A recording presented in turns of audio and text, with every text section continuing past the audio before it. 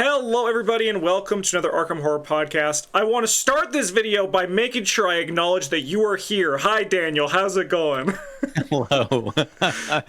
Okay, yes, hello Justin. Thanks for having me on again. I love the podcast format. We're just gonna be chilling. Yeah, that's I got that. It was 13 seconds because people got mad at me for, well, not mad, but they were like, you didn't let Daniel talk for 4.5 minutes. And I'm like, you must understand that was like our third video recorded that day and it was a new format. And we were just going with the flow for all of that, so, you know. But I did not notice it myself. I actually didn't either. I was like, wow, that's pretty good. That's pretty good. 4.5 minutes? I could probably do better than that next time. You could. We both could talk for, we do talk by ourselves for quite a while. You know? Yeah, it just comes naturally. But yes, thank you everyone for your kind words on our last episode of the podcast. And a huge shout out to those of you who weren't kind. I also appreciated that as well. This one is going to be a little bit different than the last episode.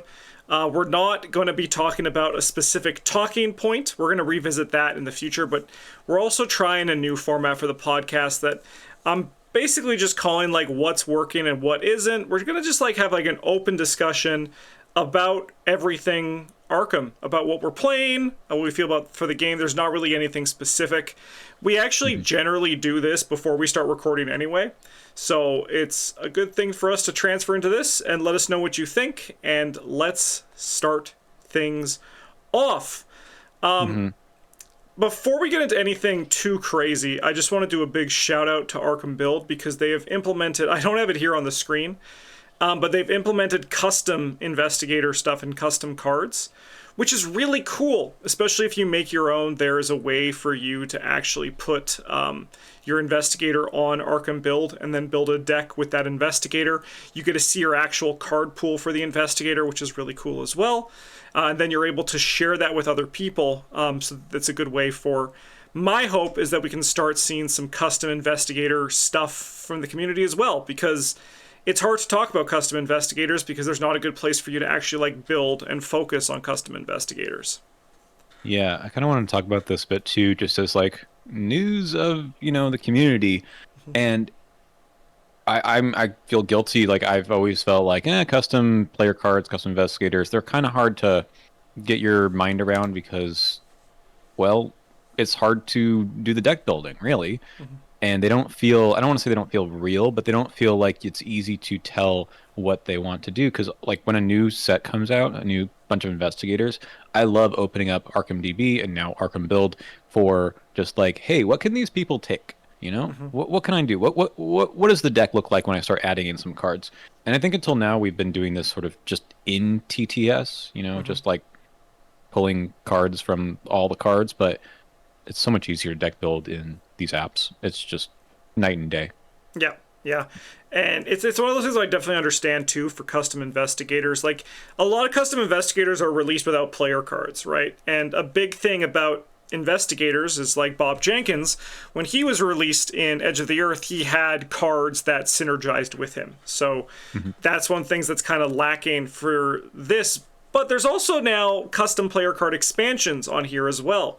Let's see if I actually can just, without doxing myself or anything like that. Yeah, fan-made content here. You can actually just see and install some content, which is kind of cool. I see your social security number there. Yeah. No, not my sin. But yeah, like so. There's Circus Ex Mortis. Do you have equivalent in Canada? Yeah. It would be our sin number. Yeah. Sin number. Okay. Yeah. So yeah, you can. I mean, if you guys want it at home, you can just ask me for it. I'll tell you it. I don't need it for anything. No. But yeah, now having like the actual way to build with custom player card expansions digitally is really cool. But I understand there's also the big sticking point for custom content in the fact that a lot of people play this game physically. Even though there's a lot of people who play digitally, I would wager that the vast majority of players play this game physically. And that makes sense, right? Like, you buy the product, you get to play it in person with people, with your friends around a table. We both do that. There was a commenter on one of my videos, maybe it was one of my Drowned City kind of first thoughts videos, where I was showing the cards on screen because I had my deck built and I had rarely do I have videos where I actually have a regular camera. It's actually my phone, and I'm going through here are all the cards, here's my deck and everything, and they're like, oh, you actually do have cards. I'm like, yes. It's just a lot easier to stream gameplay using the digital method that we have. But yeah, I mean, I probably mostly play online because I'm playing with so many people who are not physically with me. But otherwise, I would play physically if everyone were, next door down the street. Justin, if you live down here, then we'd play every week. We would, yeah. It would be one of those things where it'd be nicer because there's this like weird thing, like there's like a divide. We've gotten better at it, but like and it's mostly because we're sharing the screen so we can see the other person while we're doing this. But like it's so hard to like get a good like pace and tempo dialogue wise when you're doing it digitally. Like I think we're pretty good at it, but I'm sure you and I would both love playing and like recording in person. That would be a great time. It would be, one day. Yeah, yeah. But yeah, so check that out on Arkham Build and all that. Speaking of playing in person, I think I'm going to start this off with a little like preview. Here, let me actually get this up. I'd love to know your thoughts on this. So let me just get this. This is my limited draft deck that we're starting our first episode today. What do you think of my weapon choice that I got in my card pool here for Tony Morgan? Kukri? Kukri. I haven't gotten past the first line, Justin. Yeah. But I now see that there is nothing else past the first line. Yeah. We just have Kukri here. I'll go into scan mode as well for people. Yeah, so Kukri is all I had in my level 0 weapon pool. I drafted... so for people who don't know, this is something that Travis, Byrne, and I do. Instead of doing like an actual card draft, we draft sets. And it's been very fun. This is a great way to play Arkham. And it also gives a little bit of competition. Actually, something that's Travis has wanted to do, and I haven't reached out to you yet. But we want to do a competitive draft where like the three of us draft against 3 other content creators and see how they do in a campaign. Sure. So that would be something that could be fun to do in the future. This is not only a what's working and what isn't podcast, you're also getting some behind the scenes stuff here. Because this video hasn't gone live yet, and this video is not going to be live for like another month after. But this is a little preview. But I drafted Dream Eaters, Scarlet Keys, and Dunwich Legacy for this Tony Morgan deck because we're doing all rogues. And I thought, Tony Morgan, you can't do wrong with Tony Morgan. And it turns out I might have done wrong with Tony Morgan. You know what's interesting about this game is that we've done these challenge runs, drafting, limited card pool, sealed run even, but the designers don't, or at least until this point maybe, they don't really put a balance of cards in every box, right? So clearly the problem here is that there actually is no rogue weapon at all, right? You're going to get level 2 Switchblade at some point, hopefully soon. Yep. But yeah, I mean, you look at the core set and they assume you're going to use the core set because you have at least a couple options there. But other than that, like the joke with the Guardian firearms was that we didn't have one before the Drowned City since one-handed anyways, since Carcosa. Mm-hmm. And that's a lot of boxes with no firearm. Yeah. Yeah, because they assume you're playing with the core set. We're maniacs for not playing with the core set, mind you. But a little bit, yeah. I am very curious to see how the balance for that changes. And it is, I actually recorded a video yesterday talking about like the core set and firearms and how Guardian was set up really well to be able to use firearms with the fact that they had a gun and extra ammunition, right? Mm-hmm. And then they didn't see anything in forever. And like you said, Carcosa, which is crazy. The 32 Colt to the Remington is a long time to go without getting a one-handed weapon to use your extra ammunition on, right? So I'm hoping with this new box format, they kind of make some changes for that to make it work a little bit better for players who, and like cycles where it's like one cycle supports the next one and all that. Right. I agree. I kind of wonder what I mean, there's only so many cards they want to print in a box. So if they start doing more of that per box, like what are they taking away? What don't we get instead? And I Yeah. honestly don't know. Like we'd have to sit down and really look at what the design of the boxes are. But it's shocking to me that in Dream Eaters itself, right? Tony Morgan is in Dream Eaters. You'd expect that there would be something for him. I thought there was gonna be. But alas, I didn't even notice that. We Yeah. think in the mindset of I have all the other cards already. So Yeah. Like, the upgrades are pretty good for this deck, if we go into our upgrades here. Like, especially in terms of weapons, like you said, there's the sawed-off shotgun, the switchblade, the typewriter, the garrote wire. So, like, I'm going to upgrade okay. It's just a matter of, like, actually getting to the point that we can do that. man, level 0 fighters are rough, man. Right? Oh, yeah. Yeah. Like, thank God I have 5 fist and an extra action, so, like, I can kill a 3 health enemy with 3 actions, which is not really the tempo you want to go for. But only 2 tests. Only 2 tests. Are you friends in low placing the like weapon or something? Yeah, I did item. Item, okay. Yeah, for that one. And also, I don't want to go too much, but Bryn is playing someone who's, like, going to be able to support me. He might be playing a good old Mr. Bob Jenkins, so Okay. there's that hope as well to get through it. But I was building these decks yesterday, because we're recording this afternoon, and I was like, I have to bring this up, because I felt so bad when I was like, I'm going to be the fighter. And then I was building my deck, and I was like, am I going to be the fighter? Yeah. Yeah. I want to talk about fighters a bit. Sure. We had a discussion about this, maybe it was last week or something, and I mentioned something like, when you're talking to players, like new players, any players, like what's the hardest thing to try to get your mind around with deck building and just the play patterns? Like what's more difficult to be?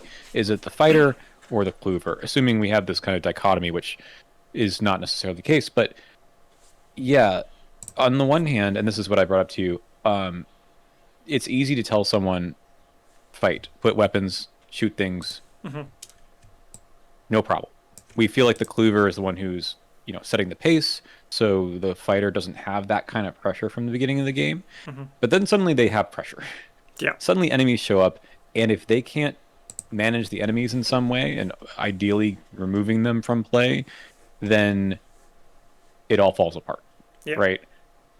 And I usually give, like when I have a new player playing with me, I usually give them some kind of a cluever role because it's more engaging at the beginning, right? You're actually doing something all the time.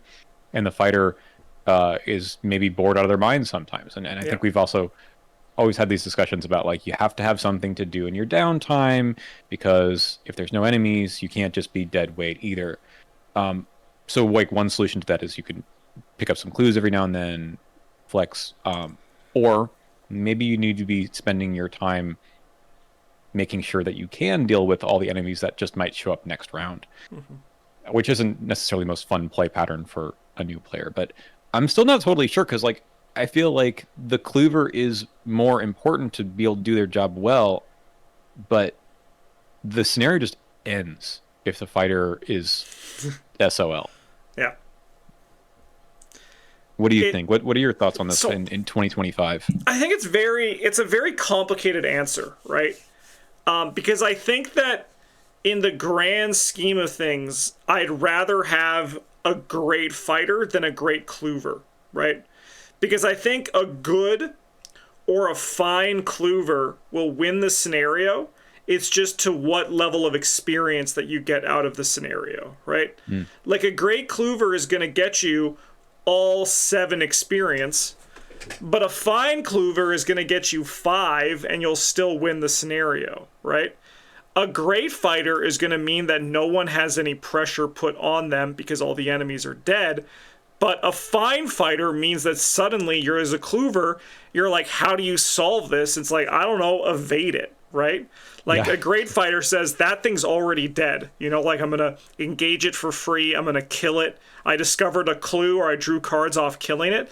That's a lot different than just being like, sorry, I'm out of bullets on my gun, right? Like that's there's a big difference between those two sort of things for that. So like I would rather have like a better fighter than a better cluever, but I agree with you, for a new player, cluevers are a good place to start, for like, it's just like being able to move the game forward. Because again, a fine cluever, like I think, like for example, if Eric and I were reversed and if I played Stella and Eric played Mark Harrigan in the first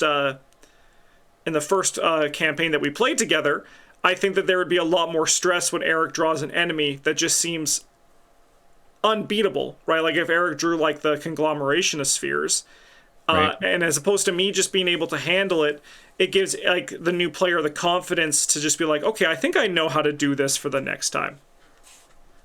Yeah. And I think fighting has this huge difference in the variance of turns. I mentioned it before, like sometimes you're doing nothing and sometimes you're doing a lot. But the reality is the clues are always on the board, right? There's no urgency to just like get them all in one turn. Yes, it's nice to have, clue compression. It's important, but at the same time, the enemies come out of the deck at a fairly predictable rate, right? Yep. So if you have actions on one turn that you're just like, I don't know what to do with them because there's no enemy, the problem is you don't get to save your actions for the next turn, right? It's Yep. a weird kind of resource in the game, compared to all the other resources for the most part, that you get to conserve and say, I'm going to hold my cards in hand. I'm going to hold my resources. Your actions, you don't get to hold on to. Mm-hmm. And the turns where you do have a lot of enemies and your fighter can just only do maybe 4 damage, let's say, that might not be good enough. Yep. Right? You don't get, I don't know, you don't get to carry over those extra actions, but you could with the clues, right? You kind of can pick up one, and picking up one now and one next turn is the same as just picking up 2 over the 2 turns. That's a bad rate, but you get the idea. So I feel like figuring out how to make your fighter do all of that, have those really good turns, is not obvious from the card pool either. You kind of need to figure that out with your deck building and your play patterns.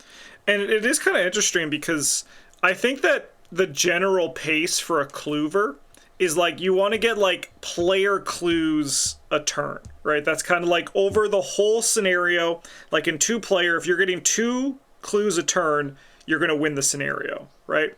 But I think with fighters, sometimes that number is like, it evens out to you need to do like 2-player damage a turn, right? So like 4. And if you fall behind, like if there's a turn on the cluever where you're like, oh, I'm not going to get clues this turn because I'm going to set up. Or like I'm only going to get 1 over, so like over 2 turns I got only 1 clue, but I'm going to get that tempo back later. The game isn't punishing you for that. But if you're like, I'm going to only deal 1 damage to this monster, and then it's going to attack me, and then next turn I'm going to kill it, like that's much worse, right? It is, yeah. That's the other part, right? Enemies they don't do anything until they can do attacks opportunity, but they don't attack you until the end of your turn. So there's this, again, window where you get to play the game and then the game hits you back. And that's just not the case with getting clues. So the pressure is really different. So anyway, in my opinion, I've been kind of saying this for a little while, like if you can get extra actions on your fighter somehow, it's a lot easier to handle those problems. And whether that's just literally an extra action like Leo DeLuca, or it's somehow keeping you from having to move, keeping you from having to engage. I don't know. I mean, the problem is in Guardian itself, it's not that easy to get this. There's some stuff. So also looking at this, what are these? Because these are, I just went to the high experience events to this, because I think this is really accurate to what you're saying, where like, yeah, you want to find like ways to move quicker, right? Like, so that's why Safeguard, a lot of Guardians play them, right? Oh, good, yeah. And like why Roland and Joe Diamond love playing Shortcut, right? Because just the ability to save on those. But you also see those in the form of 1-2 punch, right? There's a reason why this card is so good. It compresses so many actions and just eliminates things. And ultimately, Flurry of Blows, I think, is better than people give credit for because it's the same sort of concept. It's like where I talked about recently, and I know you've talked about as well, where you don't need to run deduction just because deduction is good, right? Like if deduction might be beaten by other things in your deck. So all it means is that you just need to have clue compression, right? And it's the same sort of thing in the Guardians. You have to find some sort of action or damage compression. And on the high end, I think 1-2 punch, well, still better. And flurry blows are kind of like the same thing. Like, what is your deck asking from you in order to achieve those things? So you played Monster Slayer level 5, right? I did. Card, honestly, was actually kind of goated. Like, I mean, I think it's very campaign dependent, but if you're dealing with a scenario where you know there's going to be 5 or 6 health monsters, this is really good. So slight spoilers, just bear with me for a second. Actually, they might not even be on here. But Drowned City has the, let's see if I can just find the, they might not be, they might be, the Star Spawn, right? Oh yeah, they're there. I think I saw them. Star Spawn. There we go. Yeah, this set of things, right? Yeah. Well, they're all elite, so you can't, like, kill them with it. What this means is that I could have used my 1-2 punch on these bigger guys, and then I saved my Monster Slayer for, like, a 4 health enemy that I could just eliminate when it showed up, right? And that's, I mean, my deck had 65 XP at the end of the campaign, so right. I was buying just things to buy things. So it was kind of just put in for there, but I was like, you know what? Maybe it's not as bad as I thought in the big XP campaigns. Yeah, I mean, really, there's a lot of cards that, on paper, they read kind of bad. But yes, in the moment that you have them in your hand and you're like, what we really need to do here is just delete an enemy. Mm-hmm. And if you can do that for one action, I really like I mean, this is why Spectral Razor is so good, but it only does 3 damage and only 2 to elites. And I like Whispers of Doom for this as well. And you sort of have this as like, look at the concretion on Spectral Razor. Sorry, you're going all over the place. I'm telling you all kinds of cards, but let's look at Spectral Razor for a second as just like this amazing trying to get Spectral card. and Whisper on the same thing, so... Okay, yeah. Like, what does this card do? It does 3 damage. This is what you want from, like, a level 3 to 5 weapon already. Mm-hmm. It does the engage. That's what you want in, like, any fighter, so you don't accidentally hit someone, which does happen every now and then. But more than that, it gets them from being aloof. Maybe it gets them off of your cluever, even if you're not going to kill them. Mm-hmm. And then it also gives you a pretty big boost to your skill value. This is, like, it only costs 2. This card's nuts, right? Yeah. So, yeah, Whispers of Doom costs a little bit more and potentially can get rid of a larger health enemy and potentially just do 3 damage to an elite enemy, which is quite good too. I like this card, and like Spectral Razor, it doesn't require you to be engaged with the enemy when you initiate the skill test. So these are things that just make your life easier. I just friggin' hate it every time I'm the fighter in some sense, and your turn is something like, I guess I need to move and then engage an enemy off of someone else, and then, I don't know, evade them because I can't kill them now. Yep. Just to survive. That is a total waste of a turn, but sometimes it's the only thing you can do if you don't have cards in your deck that can make that better. Yeah, Riot Whistle. Actually quite good.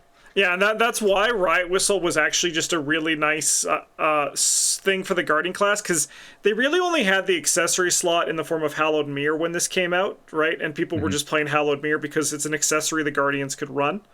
And, like, the healing was pretty alright. But this came out, it's like, oh, you know what? This is actually an alright thing to have here because it mitigates any risk. And there are times when the Guardian, especially if you're playing, like, Thorns, like Guard Dog or Hunter's Armor, this just means, or even Survival Knife too, right? You could just, like, grab the enemy from the person and be like, go on your way. I protect you now. Yeah, and it kind of reminds me that I think playing traditional Guardians, if you don't play Thorns, maybe you should be, just because what it does is it translates into extra actions, not on your turn, but kind of in the enemy phase, right? Yep. You are transferring some of that pressure of how do you deal with the problem now to, okay, maybe I can do some fighting in a different phase. And all of the cards I think are just bangers, right? Guard Dog 2, Survival Knife 2, Hunter's Armor, like all these things are made to both help you soak and do damage back, which is kind of sick. Yeah. Like I don't know what else to say. Like this is also solves sort of those problems of will I just explode if I miss against a retaliate enemy or something, and now I'm taking like 4 damage from Big Butt Baby instead of defeating him. Like no, you factor in some of that into the deck already. Yeah. So this is something that I to go back to what you said earlier about like what do you think support is going to look like in like how the boxes are going to look for their makeup if they're like trying to always keep things balanced for these new cycles. And my hope is that like for example, they're like, okay, this is the Thorns archetype box where we enhance like in a perfect world they would love to choose like 2 archetypes that they expand on in each box, right? Maybe it's a new one, maybe it's maybe it's an old one, and then like so general good stuff cards around it. I feel like that's a good way to like go with it as opposed to kind of what it's been now where it's like here is just a spattering of things that work with the entire card set because that's how we've been printing things for the longest time. So when you look at the Drowned City and maybe Hemlock Vale, the last 2 sets, my inclination is that they've done a better job of getting to that point. Maybe specialist cards aside, because I think they're a bunch of different cards entirely, but the colored cards, the class cards, seem very much like, hey, there's a lot of cards here for the investigators that were printed here, and maybe the ones that we just saw last cycle. Yep. They feel a little bit more constrained in their archetype space. Did you also have this revelation? Because I had this revelation this morning when I was looking for cards that improved from Drowned City, and I was like, wait a minute, they really enhanced a lot of Feast of Hemlock Vale cards here, didn't they? They sure did. So it's very much like this is I think what it's going to be going forward, where it's less like there might be bangers that show up for let's just keep scrolling all the way down to the bottom. There might be bangers that show up for old investigators who are like, holy hell, this is really good with Amanda Sharp. But what I think it's going to be more is like how do we expand on things that already exist. Olive McBride 2 was already a very good card, but she makes a lot more sense when Agatha Crane was just revealed, right? Especially like the mystic version of her. And likewise, I wouldn't be surprised if we see another charge-based investigator, because we have a lot of like stuff that was like hinted towards it, right? If you think about it, we have Enraptured, we have Spectral Shield, right? We have the assets that exist. We have this card that puts charges on things, right? Like, I wouldn't be surprised if our next Seeker Mystic Investigator or Mystic Seeker Investigator is going to care about charges, because while charges are always good and good for the card pool, none of the investigators in this box like really care about charges specifically, but there's charge support. So maybe instead of this just being general good stuff, there's a chance that this could be signed for a support for the next investigator. Yeah. You'd mentioned like a Mystic Seeker. Please no, I saw smoke coming out of your ears. Mystic Seeker again. How do you think they can do a new investigator that does something like that cares about the cards that we already have that are charge-based? And maybe investigation, right, with Enraptured too. That's not just here's another yellow-purple investigator. Yeah. So I think that yellow Seekers are the least interesting class to design for, and Mystics are the most interesting class to design for, except for maybe like I think Rogue, Mystic, and Survivors are the interesting classes to design for, mostly because they're the ones that I see the most custom content for. Mystic by far the biggest. People love designing Mystics. So I think what they need to do is they need to lean more on the weird part of Mystic to do the Seeker stuff as well, right? Like to like as opposed to just being another like this is Marie Lambeau's stat line, right? It is. And like seeing another one of those, it could be like maybe stat line is lower in something, it's a little bit more gimmick, but they're able to use like charges or secrets for other things, right? Like, that could be something that they could do for it. Like, as a lightning bolt, spend a charge on an asset you control, get like +2 to a test, right? Like, stuff like that. More than just being like, here is your thing to hold your magnifying glass, because people are still going to just hold magnifying glasses, right? That's inevitable. But I think the intention is to try to find something that's more interesting than just that, at least on initial read. I think we've both talked about how we want a Mystic that has 4 fist, right? Mm-hmm. And Akachi has 3 and cares about charges. So I wonder if there's like some other thing they can do with a fighter that cares about charges rather than just you get extra ones or you spend them for other funny things. I don't know. I'm not I don't design custom player cards too much. So like my well of creativity on this front is like pretty dry. But I bet there's something they can do, because you're right that Enraptured 2 is not like, it looks good for Amanda, and it is, but it's not for Amanda. It's for this other design space they have for charges that we have yet to have fully revealed, right? Yeah. I also think it wouldn't be awful if like they made a seeker like a Mystic Seeker, and that was our 4 fist one, because like it's like they're not going to get Guardian support to go with it, but Mystics, but Seekers are like good at just like making the other half better, right? Mm-hmm. They also could do something crazy where it's like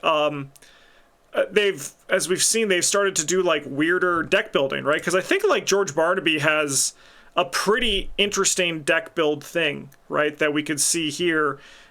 Or like even Marian Tavares, right? She also has a very interesting deck building to go with it, right? Like, I love her deck building. I think it's really, really engaging. Yeah. And there's a lot of choices there. The 10 cards that George gets for his off class is interesting too, because that's like a third of his deck. Yeah. And I haven't seen too much like talked about exactly what those 10 cards should or could be. Sometimes it's just like, here's a bunch of good Seeker cards. And then like the rogue cards that we all know and love, like Quick Thinking or something. And that's good, but I wonder eventually, like, how much do you rely on those cards? Because your survivor stuff is kind of more important in George, right? If you are playing Gifted Nodens, you really need a good density of red skills in your discard pile. And the more you have other stuff, it's kind of like, well, I can't use those.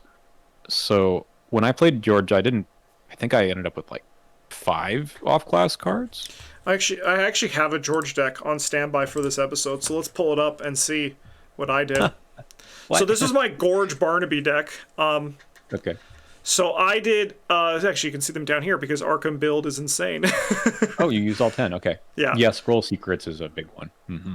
Yeah, especially if you're doing the Gift of Nodens. I feel if you're doing Gift of Nodens, Scroll of Secrets is kind of mandatory. Yeah.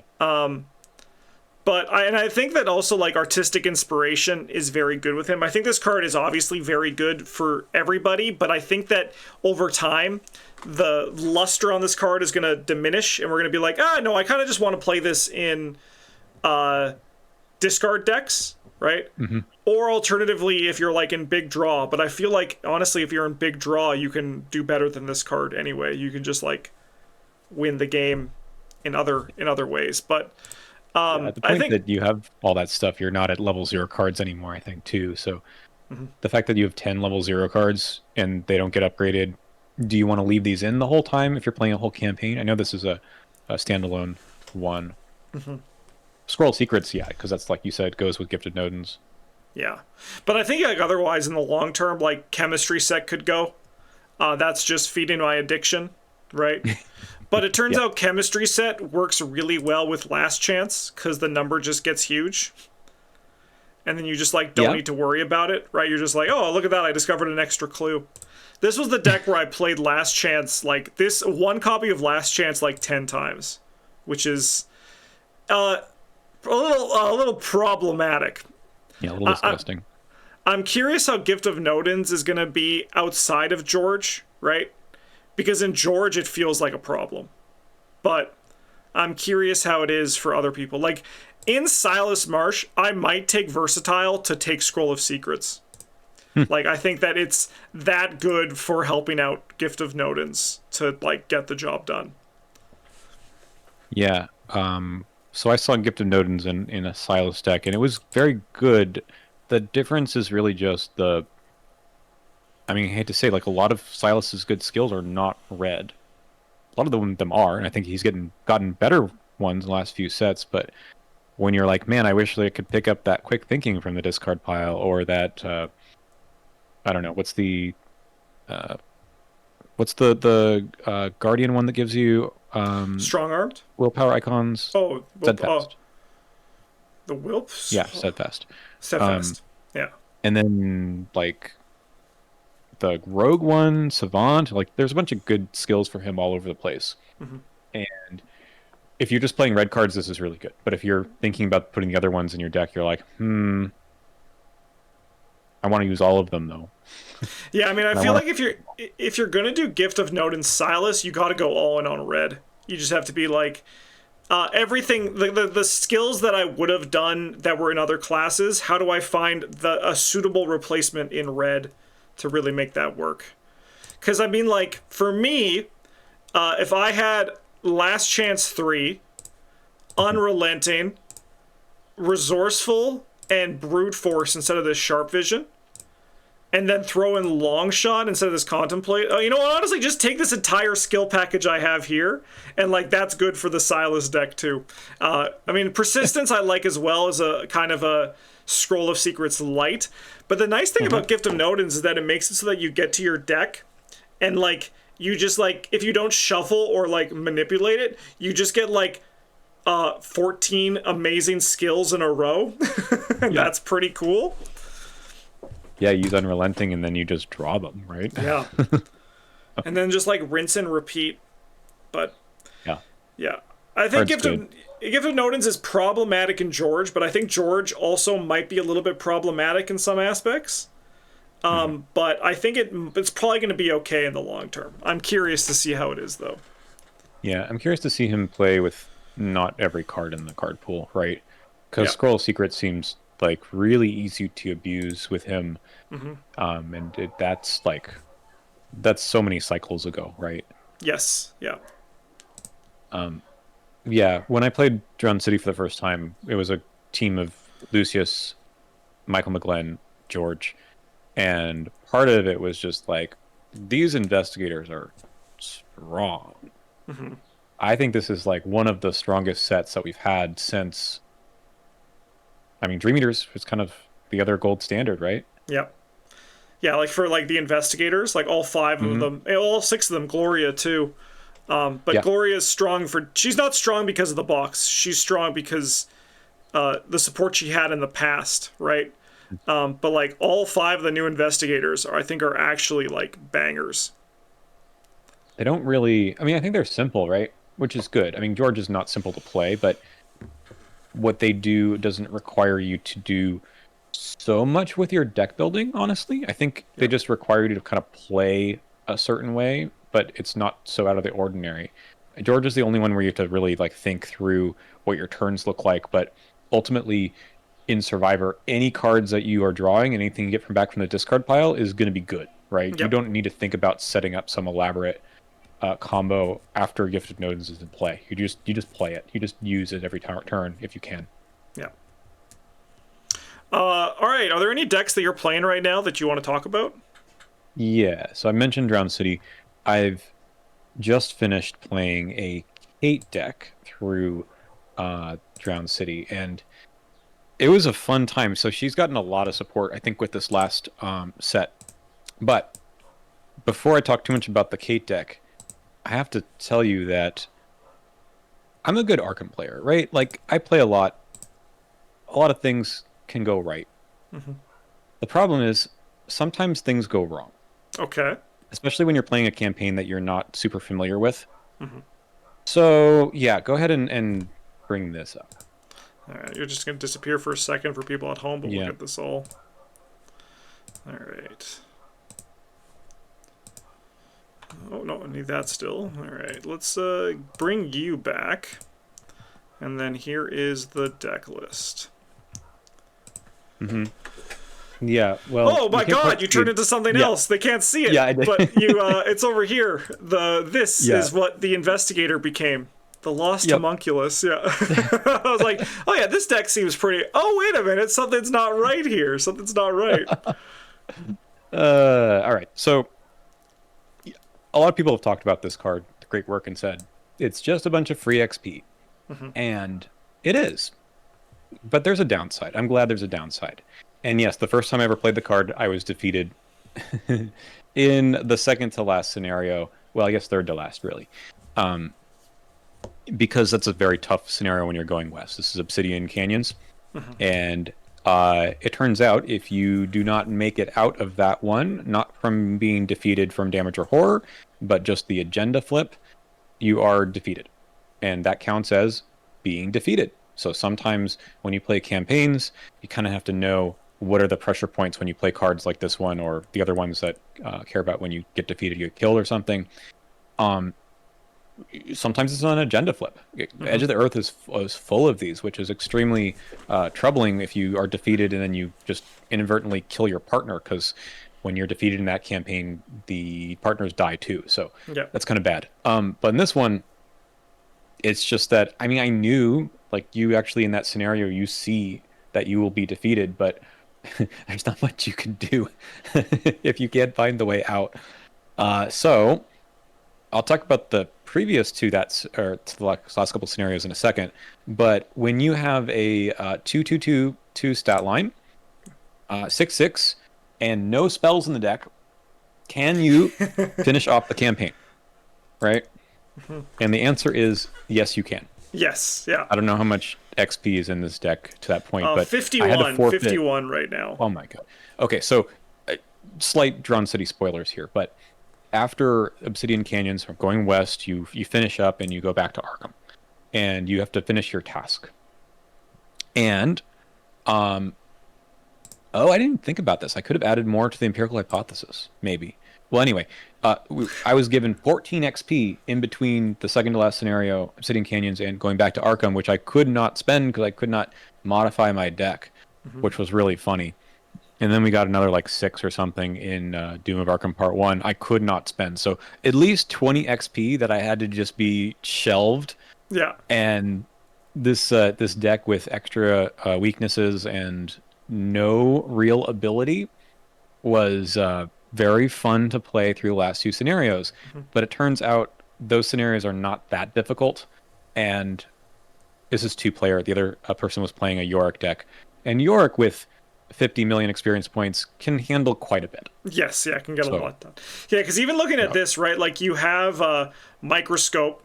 So if you just like hung out with Yorick, this would work, right? Exactly. You have higher education. So like, you know, you can just like use your resources for things.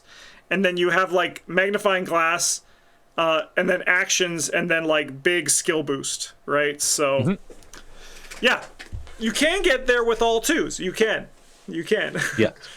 It's funny though to play a deck where you're like, I'm going to be moving my clues over and getting extra, bonuses to stuff. And the reality was at the end, I can't do any of that. But yeah, I mean, the end of that campaign is pretty friendly, I think, too, because I took the 2 allies that they give you at the end, Andy and Ruby. I was able to do some evades because I had up to 4 at that point with the hiking boots. Yeah. And then, you throw some skill icons and you can just passive tests. Yeah. So I wouldn't say I was contributing all that much, but you can do stuff with the cards in your hand. And the icons are like surprisingly good when you start looking at, like, I've got a plan is 2 icons. I love 2 icons. Yes, yeah. Their inquiry, it's like manual dexterity. It is. It's. I don't know why they gave. I mean, it's the seeker power, the seeker privilege that this one got the wild icon on it. Yeah. Yeah. Anyway. Interesting. Yeah. So I feel, I don't want to say I feel embarrassed of like immediately getting hit by the lost homunculus thing, but I think. I mean, I don't usually get defeated, but I'm kind of on a little bit of a rut where I've failed a number of scenarios where I felt like, man, this was just the game kind of got a combo off on me or something. And sometimes it's not about the deck building. It's just about what happens in piloting the deck or just playing the scenario. I would say in that one, it was late at night. We played at like midnight, which was probably a mistake for Obsidian Canyon, so Yeah, there's we're a lot going on working in with that one. Yeah. all of our faculties.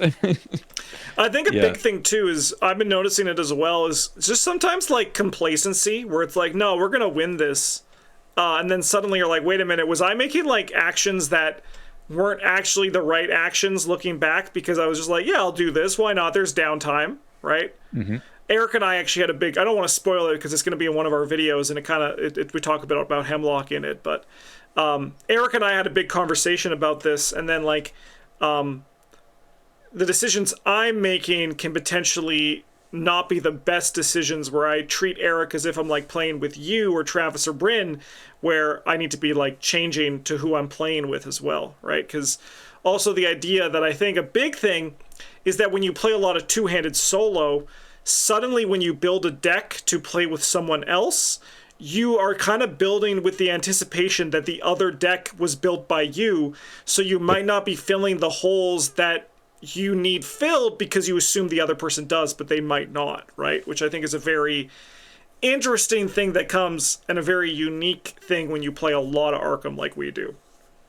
Yeah, I think I mentioned this to you at some point as well. Like, I find two-handed solo to be a lot easier than two-player, just because you have got one brain. And sometimes having one brain means there's a lot of things to keep track of, and that makes it very hard to just pay attention and track everything. But you have one brain who's thinking about how do I get the most juice out of the two decks that I'm playing, right? Instead of sometimes you have a little bit of, things don't gel exactly the way you're hoping for. So I think at this point probably all of the Alice in Wonderland stuff is out. And we did a little challenge run with playing Mark and Alessandra, but I find Alessandra is really hard to play with. As someone who's playing a different investigator, because you're like, I don't know what you're trying to do on any given turn. Yeah. And you kind of need to do things a bit unusually. Now, granted, you played a deck that wasn't parlaying all that much, but the just the sort of basic like, I have this interrogate in my hand. Maybe it's not the best thing to do, but I can get a clue from here and a clue from anywhere else that can save you from running over there to get the clue, or using your damning testimony to get the clue or something. And it's not that I'm like trying to prioritize that, but if I saw both hands and I was piloting both decks, I would probably find the right spot for it instead of being like, I'll do it. I have nothing else to do right now.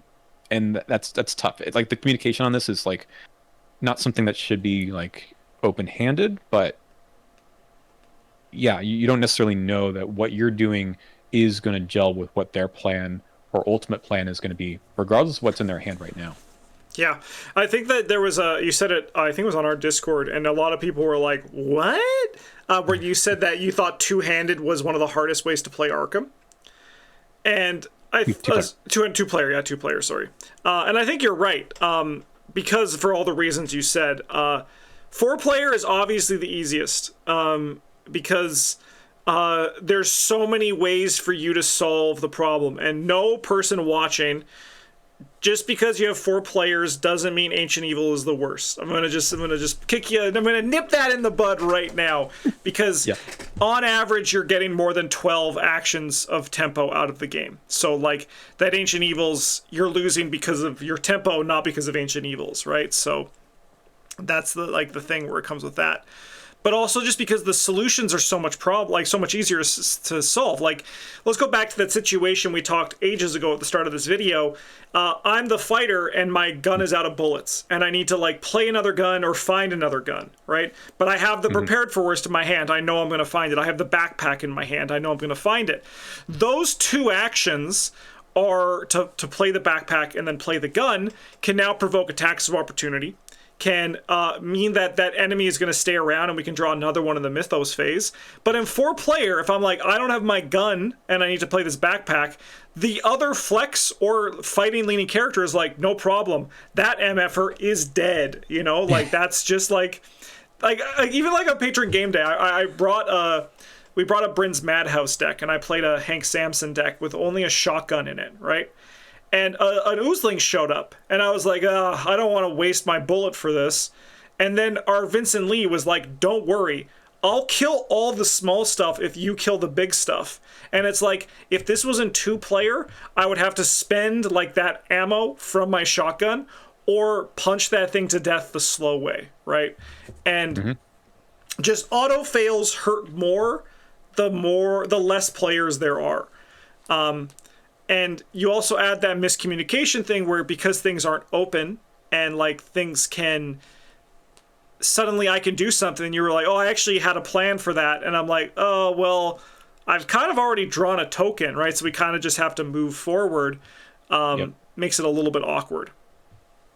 And I know some people get around that by spending like 3 hours playing one scenario because they talk it out a lot more. You know, if you solve the problem that way, great. But I think the reality is, especially when we play for content, we're not going to play one scenario in 3 hours. That's just, it's not feasible. I would honestly rather die. Yeah. But you're right. Like, even just something as stupid as in 4-player trying to pass a skill test, the likelihood that someone at your location has a card that they don't need to throw out is higher, right? Yep. You can only commit one card from your hand to a skill test that's not performed by you. But guess what? What if there are 3 people there who can do it? Yep. It's just like, you don't get that in 2-player, and certainly not in solo. So I mean, it sounds like a little thing, but I don't think it is. I think the fact that you can kind of play in I don't want to say in any order, but usually if someone goes first and they can't solve the problem, you have 3 other players who have a little bit of a backup. Yep. And if you are playing 2-player and the fighter just doesn't have it right there, then you basically are forfeiting the whole round. Yep. And it does sound really small, but like the choice and sequencing a turn can matter so much. In 2-player, I go first or you go first, right? Yeah. Those are the 2 ways that we have to do it. But if there were 2 other people, like if it was you, me, Travis, and Bryn, it could be Bryn, me, you, Travis. Bryn, you, me, Travis. Bryn, Travis, you, me. Bryn, Travis, me, you, right? Like a potential better sequencing that can happen out of that in times of stress just opens up the potential ways that you can solve the problems as they show up. Yeah. Now, I do think in 2-player, it kind of behooves you to have that in mind and have some panic buttons, I suppose. Yes. But anything that you do to your deck, and this is maybe, so I can transition and talk about solo in a second, anything you do to your deck to take away from hyper specialization means that, yeah, you might be solving some problems that kind of block you out of the game, but also you're not as good at some of those things that you really need to do. And that is the challenge, I think, in solo, which I mean, it is a hot take, and it's not one I necessarily am going to like commit to, but I find that solo can be easier than 2-player because of the variance. Like, sometimes you just have a scenario where the game just doesn't want you to win, and that's it. But I would say still more than half the time you're playing where you are already have the I need to do everything in mind, and you just plan on doing everything, and the game doesn't usually dump a whole lot of enemies on your face at once, with the exception of like scenarios that kind of do that have flat action taxes, that have elite enemies that show up. Then I just don't think the game is well designed in solo for those scenarios. But for other ones, like some campaigns and some investigators are perfectly fine, where I find it vastly easier than 2-player, just because I've already planned for all this bad stuff happening. Yeah. And most rounds aren't bad because you're still only dealing with one investigator amount of trouble. Yeah. In 2-player, you're kind of dealing with 2 investigators amount of trouble. So you don't just fight one enemy, you probably need to have the rounds where you're fighting 2, and that's much harder than fighting 1. But in solo, you're never really doing that unless you're doing something silly or just failed the first round to get rid of the enemy the first time. Yeah. But just don't do that. Yeah. Yeah. Another thing that's also positive for 2-player compared to 4-player, because I'd be remiss not to say, because I imagine someone is thinking it, cards that get 2 clues, like Look What I Found, Extensive Research, those just solve locations in 2-player. And in 4-player, they're just kind of like, oh, I've done 25% of it, you know, so it's like a little bit different there, or like 50% of it. So there is that kind of like balance, which is what makes this game so interesting to play and talk about in the long term as well. Yeah, I love playing all player counts just because of that. You learn so much about like the design, and I have a huge appreciation for designers of campaigns, of scenarios, to try to take all this into consideration, because they don't want it to be trivial in any particular player count, but they're working with a game that says 1 to 4 players. So Yeah. how do you design for that? And that's tricky. Mm-hmm. But I find it difficult at 2-player sometimes. I mean, find you can I play mean, a busted deck, but you can. Yeah. I think there's a good amount of challenge. I think it's fun. Yep. I don't play solo. I know you do. You're the solo expert of the two of us.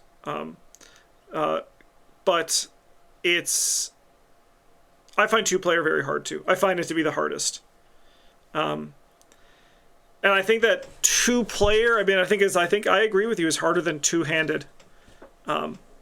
Just for those reasons of just, I don't know, it just feels harder, and it's probably just because of the reasons you say.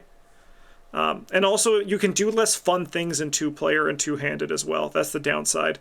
With 3 players, you can start to do weird things, right? 4 players, you can do anything. You can build elaborate combo decks. You can, like, spend half the scenario setting up to just explode on it in the last half. Like, these are all things that are possible.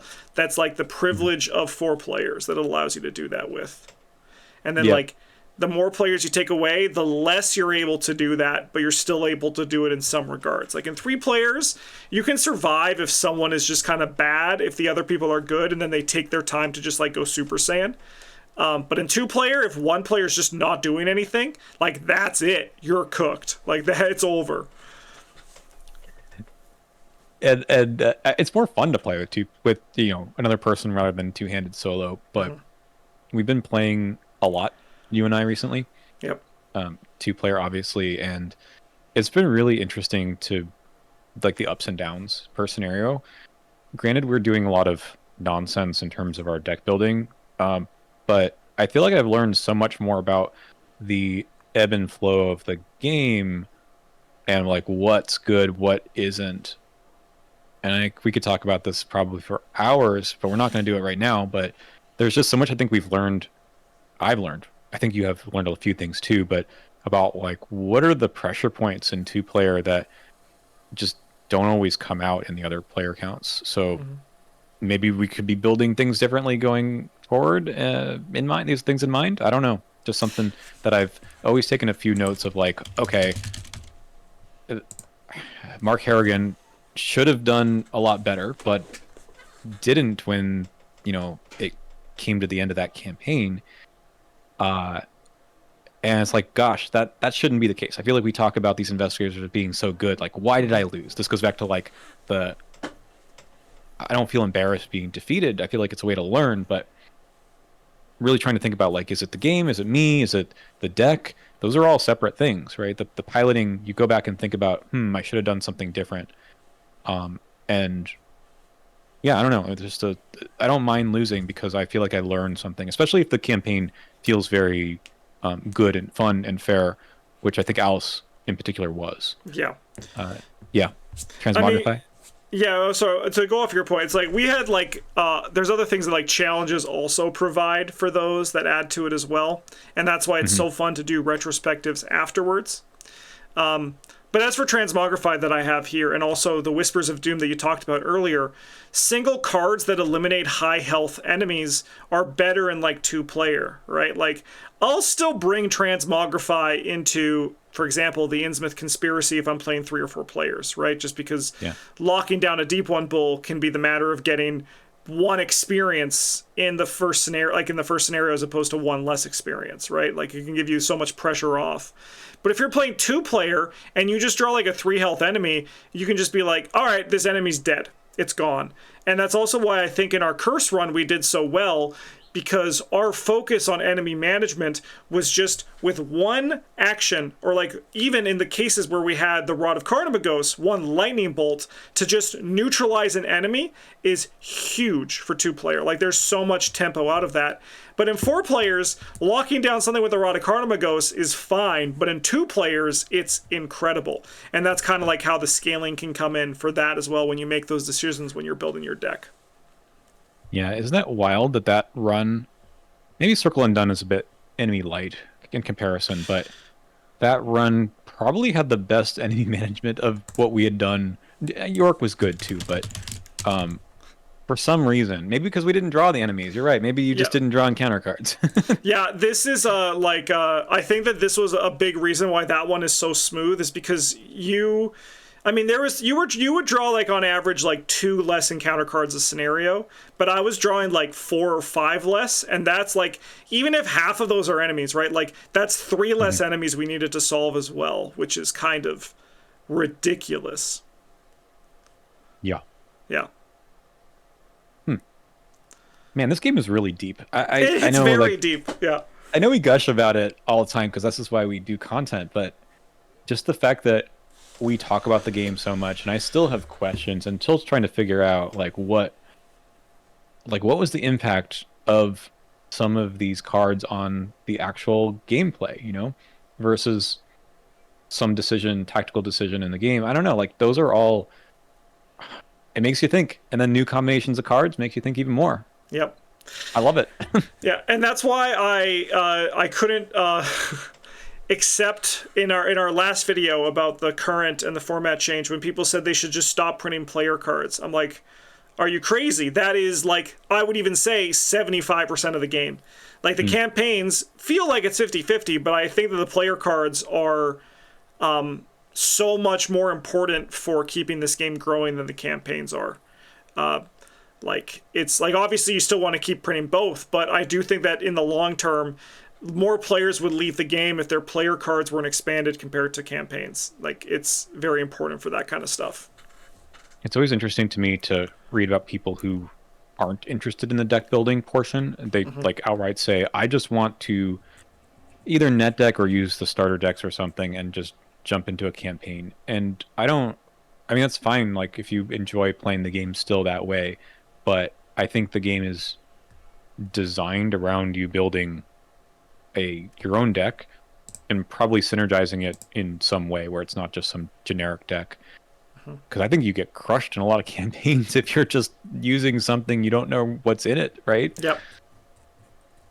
Yeah. I feel like the margins, the one thing I really do think is good about the Drowned City is I felt like the Doom thresholds are all like pretty tight. Yes. I never felt like we had tons of time just to scoot around and pick up extra stuff. It was always like, okay, this is how many rounds we have left. I'm playing a very good deck, but this is how many actions we have left. And it's actually not as many as you might think.